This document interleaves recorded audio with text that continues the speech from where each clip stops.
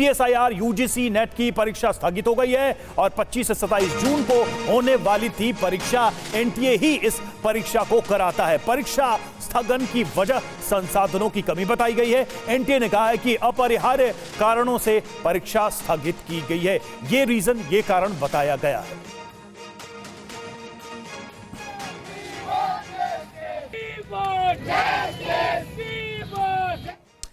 तो आप देखिए, सीएसआईआर यूजीसी नेट की परीक्षा को रद्द करने का फैसला लिया गया। 27 तारीख को यह परीक्षा होने वाली थी।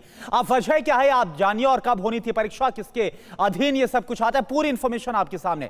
दरअसल कहा यह जा रहा है कि रिसोर्सेज की कमी की वजह से 25 से 27 जून के बीच जो परीक्षा होने वाली थी, इसको रद्द करने का फैसला एनटीए की तरफ से लिया गया। परीक्षा की नई तारीख का बहुत जल्द ऐलान होगा। अब परीक्षा का मकसद क्या होता है सीएसआईआर यूजीसी नेट परीक्षा का, यह आप समझिए। दरअसल जूनियर रिसर्च फेलोशिप और इसके साथ साथ जूनियर प्रोफेसर की जो नियुक्ति है वो इसके आधार पर होती है।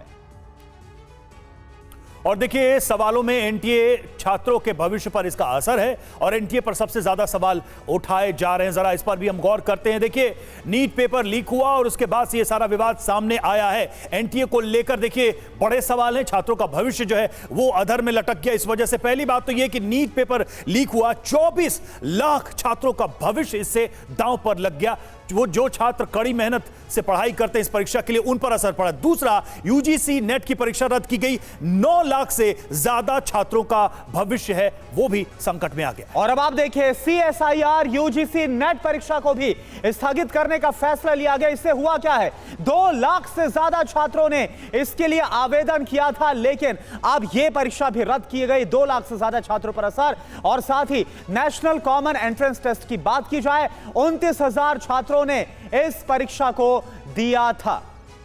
बिल्कुल, और खास बातें कुछ हैं उस पर भी गौर कर लेते हैं। तीनों परीक्षाओं में 35 लाख से ज्यादा हैं छात्र और छात्रों के भविष्य पर यह संकट मंडरा रहा है। आप देखिए, बड़ी संख्या है छात्रों की और उनके भविष्य पर यह प्रश्न चिन्ह लगता नजर आ रहा है। ये अपने आप में हैरान करने वाली बात है। संगीत रागी साहब, अगर मैं बहुत ईमानदारी से यह सवाल करूं तो क्या एनटीए को इसके लिए रिस्पॉन्सिबल नहीं ठहराया जा सकता, या फिर जमीनी स्तर पर कुछ चिंटू पिंटू मिंटू को पकड़ के मामला रफा दफा कर दिया जाएगा? लाखों छात्रों की बात है, बिहार से कुछ लोग पकड़े जाते हैं।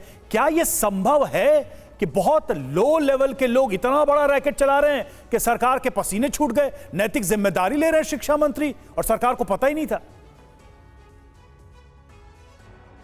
संगीत रागी जी।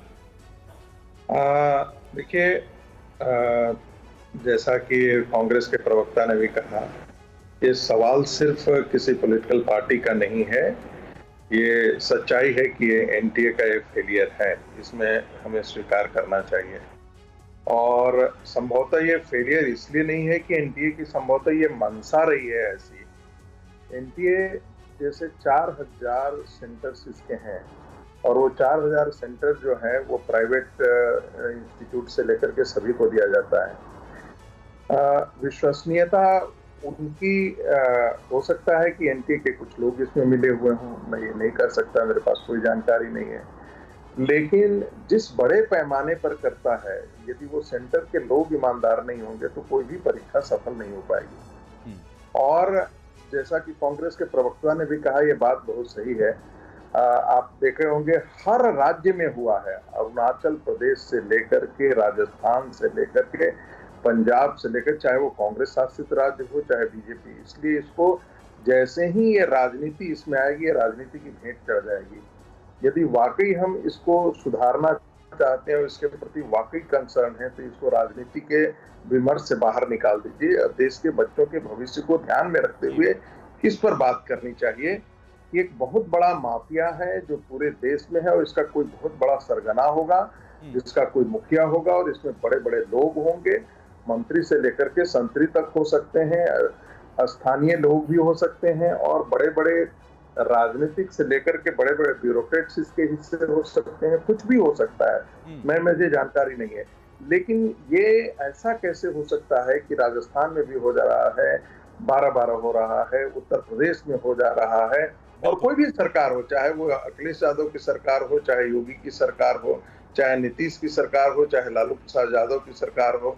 झारखंड में तो कांग्रेस पार्टी और गठबंधन की सरकार थी, तो इसको इस नजरिए से हम टीआरपी के नजरिए से हम यदि इसका विश्लेषण करें जाए तो हम चीख चीख करके बहुत चीजें बोल सकते हैं, लेकिन महत्वपूर्ण बात है इसकी गंभीरता को ध्यान में रखिए कि जो बच्चे मेहनत कर करके एग्जाम के लिए जाते हैं और उनका जब ऐसा हाल होता है, कितने माँ बाप ने अपने पेट की रोटी जो है अपनी सुख सुविधाओं की आहुति दे करके बच्चों को शहरों में कोचिंग के लिए भेजते हैं, जहां वो 12 महीने 14 महीने लाखों लाख रुपए खर्च करके होते हैं, और जब उनका एग्जाम कैंसिल हो जाए उनको 2 महीने के लिए भी यदि अतिरिक्त रुकना पड़ता है तो बिल्कुल। और संगीत रागी जी, वो आक्रोश, वो गुस्सा, वो उबाल हम छात्रों का देख भी रहे हैं। जिस तरह से नीट पेपर लीक हुआ और उसके बाद जबरदस्त तरीके से अलग अलग शहरों से तस्वीरें निकलकर सामने आ रही